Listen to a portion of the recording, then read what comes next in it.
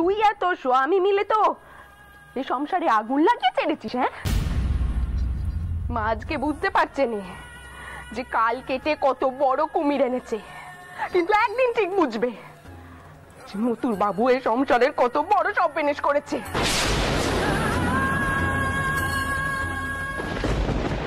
দেখো বদ্দিদি, তুমি আমাকে যা খুশি কও, কিন্তু তেনার নামে এমন ধারা কথা আমার সম্মুখে অন্তত কইতে এসো না।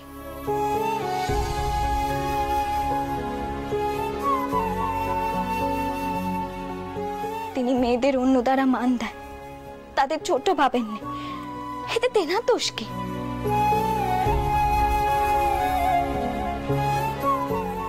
আর দাদা যে কুসুমকে ভালোবেসেছিল, তাকে বিয়ে করতে চেয়েছিল, এই কথা তো দাদা একমাত্র তেনার কাছেই কইছিল। তিনি কি করতেন কও দেখি?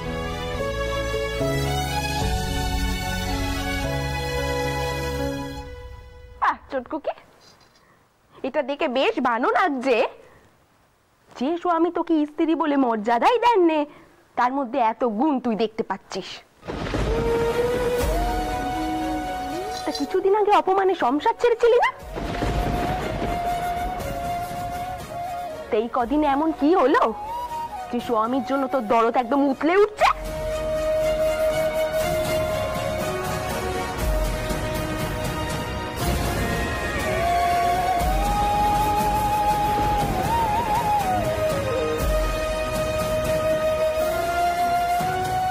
তিনি যে আমাকে অন্য কারণে কষ্ট দিয়ে ফেলেছে, তা বলে তো তিনি অন্য মেয়েদের কোনো কালে অসম্মান করেননি।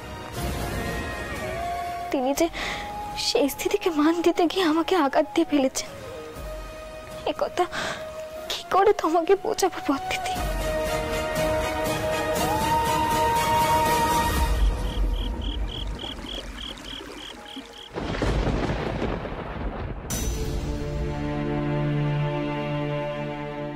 তুই আর তোর স্বামী মিলে তো এই সংসারে আগুন লাগিয়ে ছেড়েছিস। হ্যাঁ, মা আজকে বুঝতে পারছে না যে কাল কেটে কত বড় কুমির এনেছে, কিন্তু একদিন ঠিক বুঝবে মতুর বাবু এই সংসারের কত বড় সর্বনাশ করেছে।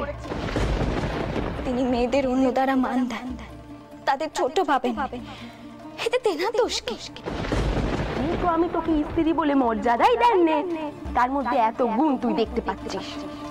তা কিছুদিন আগে অপমানে সংসার ছেড়েছিলি না?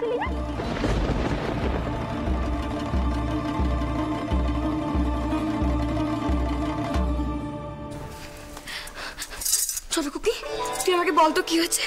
বদ্দিদি অমন করে চেঁচামেচি করছিল কেন? আর বাবা মশাই অত রাগারাগি করছিলেন কেন? সত্যি কথা কইছি, বাবা মশাইকে আমি অত রাগতে কোনোদিনও দেখিনি। আর খুড়ো মশাই সব মায়ের সম্পর্কে কি কথা কইছিলেন? এ কিন্তু তেনার ভারী অন্যায়। ছি, তুই আমাকে বলতো কি হয়েছে, বলতো। কিরে চুপ করেছিস কেন তুই? আরে ছোট কুকি, কাঁদছিস কেন? তুমি কত মিস দিদি, উনি কি এমন ভুল কথা কয়েছেন? বদ্দিদি এত বড় কথা কেন কইতে পারলো? আমরা দুজন নাকি এই সংসারে আগুন লাগাচ্ছি। তুমি বিশ্বাস করো মিস দিদি, বদ্দিদি আমাকে যা খুশি কইতে পারে, আমি কিচ্ছুটি মনে করবো না, কিন্তু তেনার নামে কিছু কইলে যে আমার বড্ড মানে নাকি। আর এই কথাটা আমার মুখতে আজ বেরিয়ে গেছে। বাবা ছোট কুকি, ফিরে এসে দেখছি তুই ভারী পাল্টে গেছিস। বিকাশে স্বামীর হয়ে কথাও কইছিস। হ্যাঁ, তুমি এবার বদ্দিদির মতো কও, আমি ঢং করছি। বদিদি সবসময় সত্যি কথা কয় কি নে, তাই একটু বেশি গায়ে বেঁধে চটকুকি। মতুর বাবু মাধবকে না তাতালে মাধবের মতো একজন মুখচোরা ছেলের কখনো সাহসী হবে না সকলের সম্মুখে এরকম একটা সর্বনেশে কথা কওয়ার। শাক দে মাছ ডাকা যায় না চটকুকি, সে তুই যতই চেষ্টা করিস। বদ্দিদি, তুমি কেন এরকম করে কথাগুলো কইছো? মাধব দাদা কি আর বাচ্চা ছেলে যেটাকে তাতালেই সে তাতবে? মাধব দাদা নিশ্চয়ই তার মনের কথা মধুরবাবুকে জানিয়েছিলেন, আর তাই জন্যই মধুরবাবু কথাগুলো কইছে। সে তো আর এমনি এমনি কইবে না। ছোট কুকি, চল তো আমরা দেখি রেতের খাবারের ব্যবস্থা হলো কিনা। চল। তাক মেজ কুকি, রেতের খাবারের ব্যবস্থা কবে চটকুকি করেছে? আমি যাচ্ছি।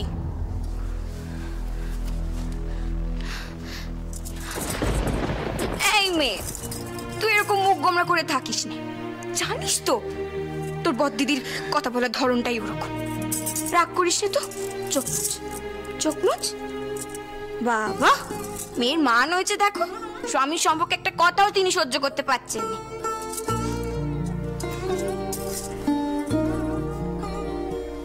ভালোই হয়েছে আপনি এসেছেন, সামলান আপনার গিন্নিকে, আমি আর সামলাতে পারছি না।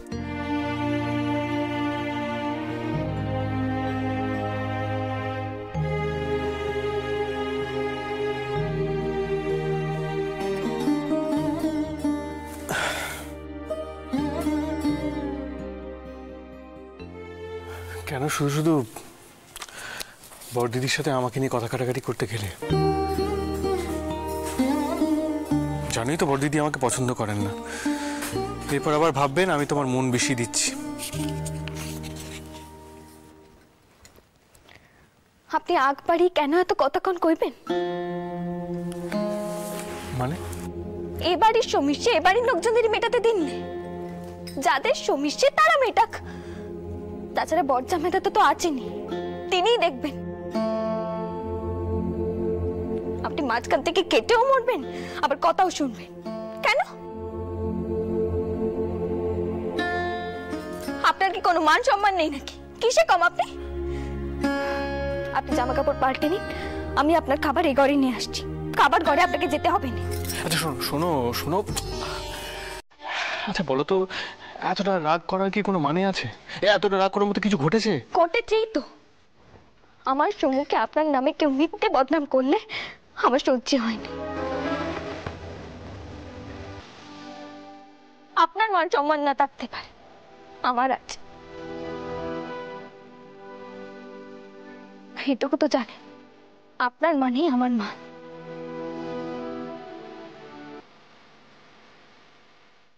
আর আমি আমার মান কোয়াতে পারবো না।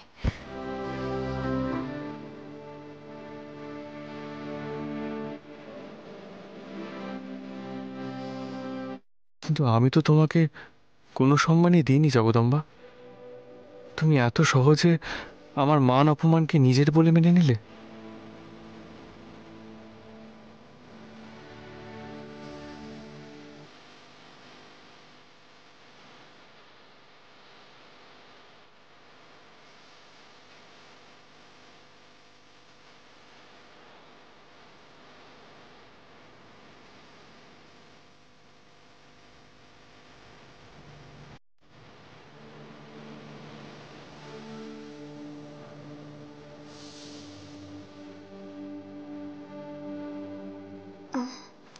আপনি এখনো পোশাক বদলাননি?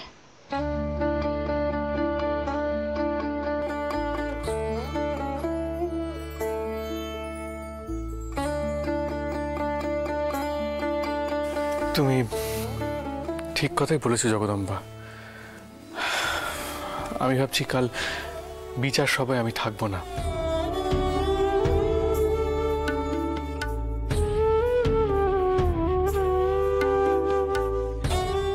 সত্যি এই সংসারে সব বিষয়ে আমার থাকাটা উচিত নয়।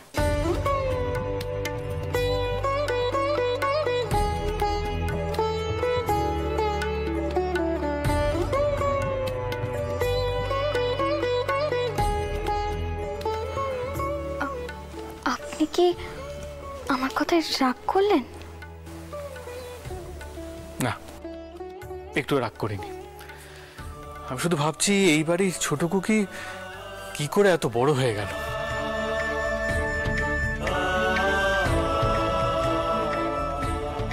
কত কিছু চিন্তা ভাবনা করছে সে, কত কিছু বুঝতে শিখেছে, যুক্তি দিয়ে কথা বলছে।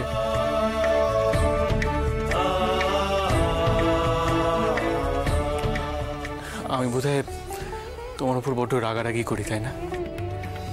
সে তো আপনার স্বভাব, দেখবেন আবার কম রাগারাগি করবেন না, নাহলে যে আপনার পেটের ভাতই হজম হবে না।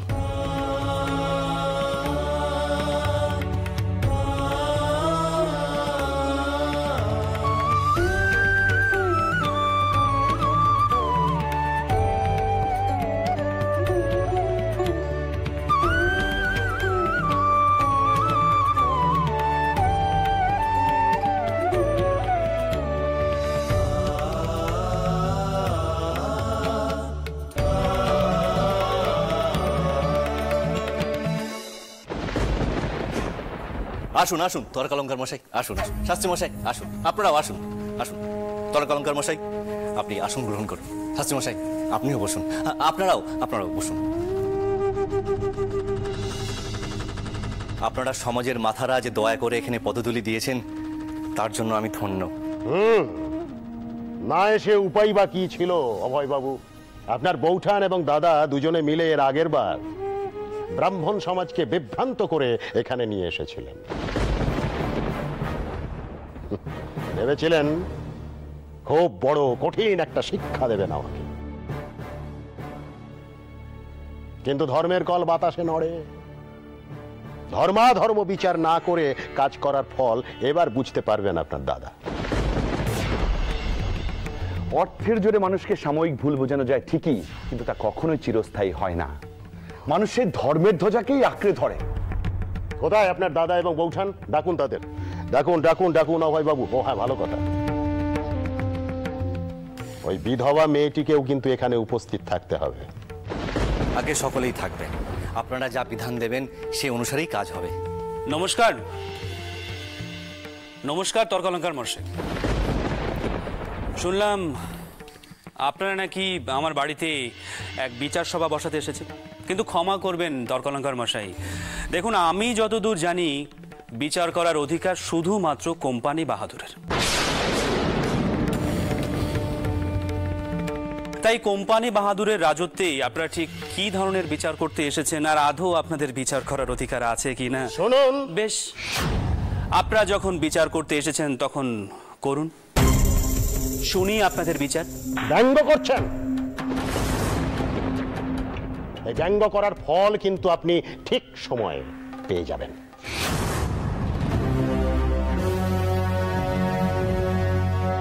আপনি বোধহয় জানেন না যে আপনার ভাই সমাজের কাছে নিজে বিচার চেয়েছেন,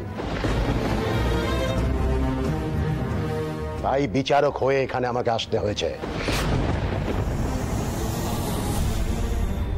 অভয়বাবু, আপনি নিজে মুখেই স্বীকার করুন, বলুন সমাজের কাছে কি বিচার চেয়েছেন? আগে আমার বেটা মাধবের দিকে কুদৃষ্টি দিয়েছে একজন অজানা অচেনা বিধবা, তাকে এ সংসারে ঠাঁই দিয়েছে আমারই বৌঠান। তাই বাধ্য হয়ে আমি আমার একমাত্র ছেলেকে দূরে পাঠিয়েছি। শুধু তাই নয়, ওই কুসুম মানে ওই বিধবা মেয়েটির মতো আরো 5 জনকে নিয়ে বৌঠান একটি আশ্রম খুলতে চাইছেন। সেখানে নাকি খালি অল্প বয়সী বিধবারাই থাকবেন। এবার আপনারাই বিচার করুন এই আশ্রম সমাজের পক্ষে কতটা ভয়ঙ্কর। কিন্তু ব্যভিচারে আখড়া হয়ে উঠবে।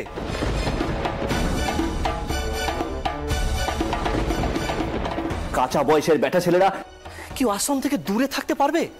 তারা তো মধুলোভী মৌমাছির মতো ভন ভন করবে এই আশ্রমে। আর এই বিধবারা, তাদের তো ধর্ম কর্ম নিয়ে থাকা উচিত। তাদের মন কি চঞ্চল হবে না? নরক হয়ে উঠবে এই সমাজটা। এই কথাটা বৌঠানকে বারবার বোঝানোর চেষ্টা করা হয়েছে, কিন্তু তিনি বুঝতেই চাইছেন না। আর দাদাও বৌঠানের সঙ্গে একমত। তাই বাধ্য হয়ে সমাজের কথা ভেবে আমি সমাজপতিদের শরণাপন্ন হয়েছি। বাহ বাহ অভয়বাবু, বাহ! সমাজ নিয়ে আপনার এত চিন্তা দেখে আমি সত্যিই আনন্দিত হলাম। বাহ বাহ। আপনি কে? আগে আমার নাম ঈশ্বরচন্দ্র বন্দ্যোপাধ্যায়, অধ্যাপনা করি, একটু আধটু শাস্ত্রও পড়েছি। সমাজ নিয়ে এত গভীর চিন্তা ভাবনা ইদানিং কালে কাউকে খুব একটা করতে দেখিনি, তো তাই মুখ ফুসকে কথাটা বেরিয়ে গেছে। শুনুন, সমাজের বড় লোকেরা যদি মনে করেন যে অর্থের জোরে সমাজের নিয়ম কানুন সব পাল্টে দেবেন, আচার বিধান এ সব কিছু অস্বীকার করবেন, তাহলে শিক্ষিত মানুষজনদের তো সমাজের ভালো মন্দ নিয়ে একটু ভাবতে হবে বই কি।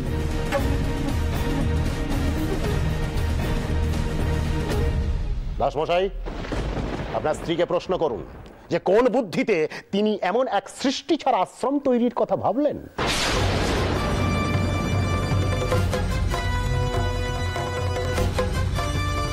ওই আশ্রমে নাকি বিধবা মেয়ে মানুষেরা একা একা গিয়ে থাকবে, তাদের মাথার উপর কোনো অভিভাবক থাকবেন না, তাদের সমাজে বিধিনিষেধের কোনো বাধা থাকবে না।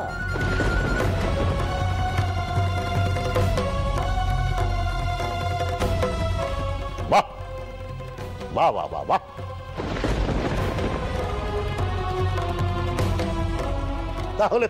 তাহলে তো লাগামহীন ঘোড়ার মতো সব এদিক ওদিক ছুটতে শুরু করবে।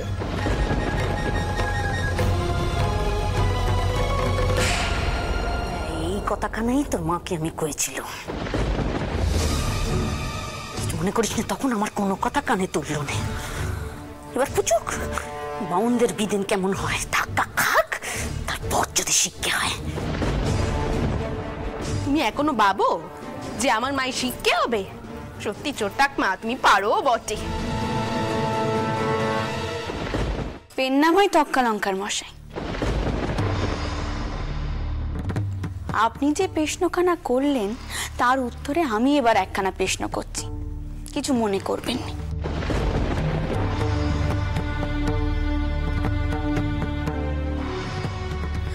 সমাজের মেয়েদের নাগাম দেওয়ার বদলে সমাজের পুরুষদেরকে নাগাম দেওয়ার কথা কইলে বোধহয় বেশি ভালো হতো।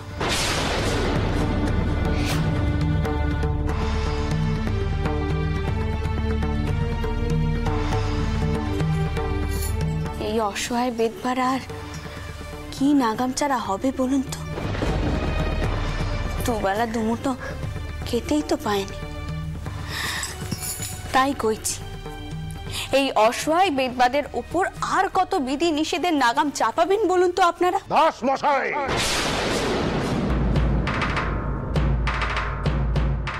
আপনার স্ত্রীকে বলুন যে সমাজে মেয়েদেরই নিজেদের চরিত্র রক্ষা করতে হয়।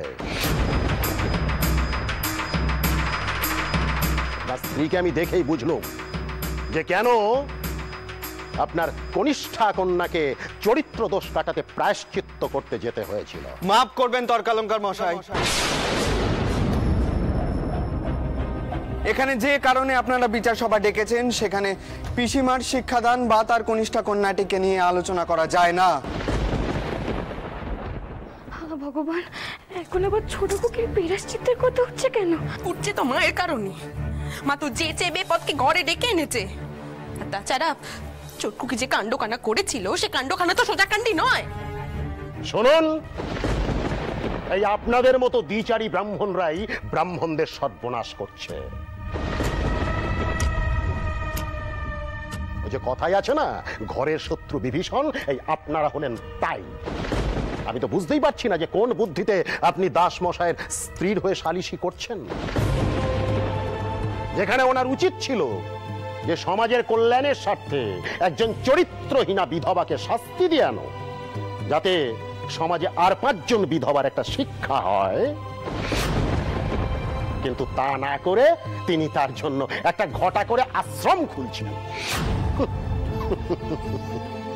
সেখানে নাকি মেয়েরা নিজের পায়ে দাঁড়াবে। মেয়েরা যে নিজের পায়ে দাঁড়াতে পারে অন্য কারুর সাহায্য ছাড়া, কারুর ওপর নির্ভরশীল না হয়ে, এ কথা তো আমি কোশমিল কানেও শুনিনি। শুনুন, আমি স্পষ্ট বিধান দিচ্ছি, সমাজে থাকতে হলে ওই বিধবা মেয়েটিকে কঠিন প্রায়শ্চিত্ত করতে হবে।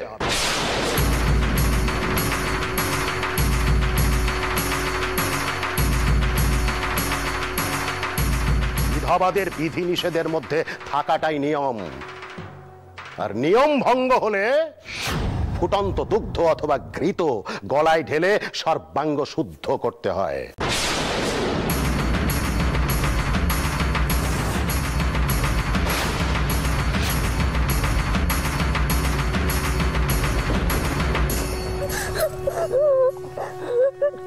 আমি যদি এর পরেও কই কুসুম প্রায়শ্চিত্ত করবেন তাহলে আপনি কি কইবেন?